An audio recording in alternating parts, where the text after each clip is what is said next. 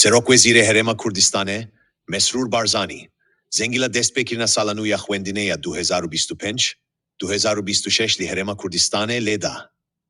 Serok Vezir di Gotareke de Kulidibistana Tekela Dimdim li Zaxsoye Peşkeşkir, Spasya Mamosteyankir, Jiber ku tevi zehmetiyan ji nehiştin pevajoya perverdehiye dereng bikeve.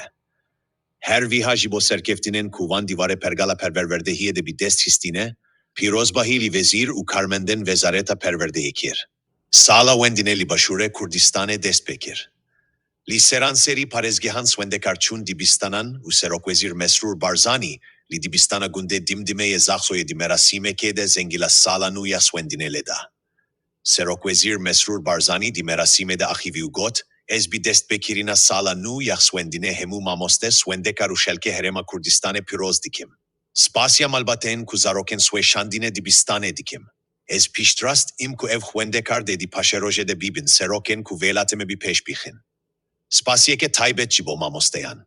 Serok Vezir her viha spasyavan mamosteyan kir ku tevi zehmetiyen jiber nehatina meaşan pevajoya perverdeye domandine u aniziman. Mamosteyen fedakar u velat parezen Kurdistane, tevi hemu astengyan nehişt ku perverde raveste.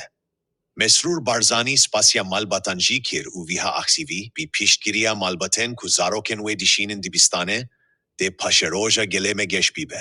Ez piştrastim ku ev zarok dedi paşeroje de bibin serok u velateme bi peşbixin. İro salvegera damezirandina idareye serbikveya zaxsoyeye. Mesrur Barzani balkişan serbi peşketina zaxsoye u dazanin, İro her viha salvegera damezirandina idareye serbikveya zaxsoyeye. Disalen Davide li zaxsoye bi peşketinin mezinçe bun. Em nekveşhaneya zarokan u kada peşangeha navneteve jinuve ve dikin. Her viha em konaha duyema kornişa zaxsoye ji temam dikin. Serok Vezir Barzani tekezi li ser ve guherina dijitala di perverdeye de kir u viha pedeçu. Edi gelek amaren perverdeye bi avayeki elektronik ji mamoste u bireve biranre ten peşkeşkirin. Ev ji bir yardana li ser bingeha zanisti hesantir dike. Em ji bo entegrasyona elektroniki yahwendekaran abi sistema perverdeyre bernameyeke nu amade dikin.